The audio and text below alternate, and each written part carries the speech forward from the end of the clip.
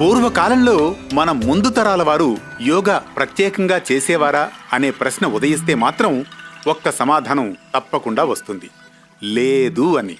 కానీ ప్రత్యేకంగా చేసేవారు కాదు, కానీ జీవితంలో ప్రతి పని ఓ యోగంగానే సాగేదంటారు. అది ప్రతి ఒక్కరి శ్వాసలో ఉన్న జీవన తత్వం. ఆ జీవన విధానం వల్లే వారికి ప్రత్యేకంగా ఆసనాలు, ప్రాణాయామం, థెరపీ అవసరం అయ్యేది కాదు.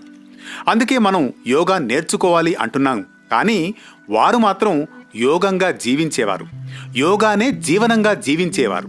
పూర్వకాలంలో యోగం అనేది కేవలం శారీరక వ్యాయామంగా కాకుండా ఆధ్యాత్మిక ప్రయాణంగా భావించబడేది.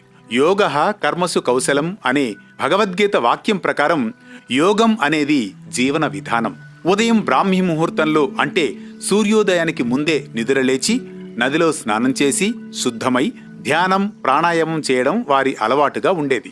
వీరి జీవన విధానం ప్రకృతి సిద్ధమైనది.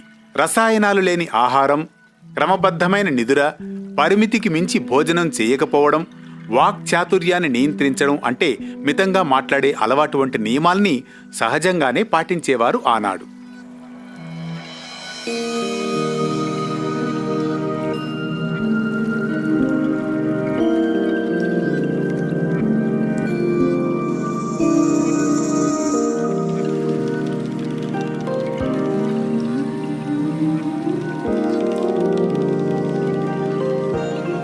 ఈ విధంగా పూర్వకాలంలో యోగం అనేది శరీరానికి ఆరోగ్యం, మనసుకు శాంతి, ఆత్మకు చైతన్యం ఇచ్చే పరిపూర్ణ మార్గంగా ఉండేది. ఒకప్పుడు సాయంత్రమైతే చాలు, వ్యవసాయ పనులన్నీ పూర్తయ్యాక గ్రామంలోని ఆలయం వద్ద లేదా రచ్చబండ వద్ద అందరూ చేరేవారు. చక్కటి వాతావరణంలో దైవనామస్మరణ చేసేవారు.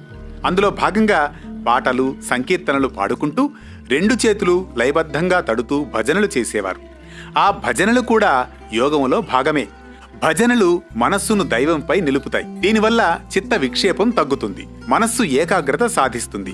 ఇది ధ్యానానికి ముందస్తు స్థాయి. ముగ్గులు వేయడం అనేది కూడా భారతీయ సంప్రదాయంలో రోజువారీ ఆచారంగా అనిపించినా, మహిళలు ఉదయమే లేచి చేతులు, మోకాళ్ళు, నడుము వంచుతూ ముగ్గులు వేయడం వల్ల శరీరానికి వంగే వ్యాయామం, కాళ్ళు, చేతులు, భుజాలకు రక్త ప్రసరణ బాగా జరుగుతుంది.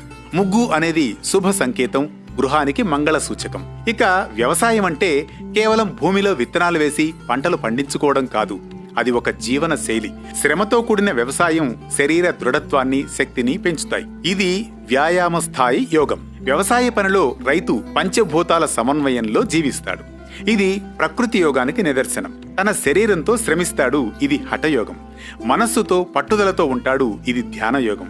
భగవంతుడి కృప నమ్ముకుంటాడు, ఇది భక్తి యోగం. తన కర్మను నిష్కామంగా చేస్తాడు, ఇది కర్మయోగం. అందుకే రైతు జీవితం అంటే సజీవ యోగ సాధన.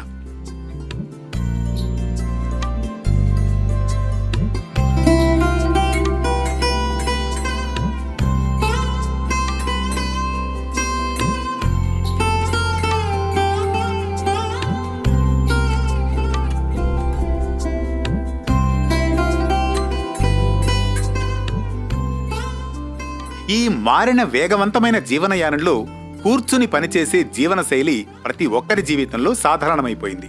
అంతేకాదు, జంక్ ఫుడ్, విరుద్ధాహారం, అసమతౌల్యమైన ఆహారం, శారీరక శ్రమ లేకపోవడం వల్ల ఉబ్బసం, ఊబకాయం, మధుమేహం, నిద్రలేమి, అధిక రక్తపోటు వంటి సమస్యలు పెరిగిపోతున్నాయి.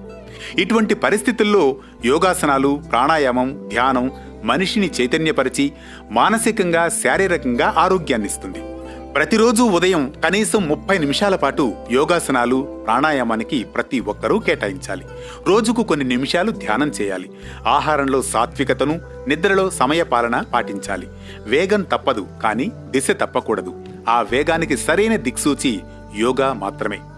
మానవ జీవితాన్ని మరింత ఆరోగ్యవంతంగా, శాంతియుతంగా, సార్థకంగా మార్చే మహాసాధన యోగా. ఇంతటి ప్రాధాన్యం కలిగి ఉంది కనుకనే ప్రపంచవ్యాప్తంగా అంతర్జాతీయ యోగ దినోత్సవం ప్రతి ఏటా జూన్ 21న జరుగుతోంది. ఇందులో భాగంగా మన భారత ప్రభుత్వం కూడా యోగ ఆవశ్యకతను ప్రజల్లో కలిగిస్తోంది. అందుకే అందరం అందాం, యోగం శరణం గచ్ఛామి.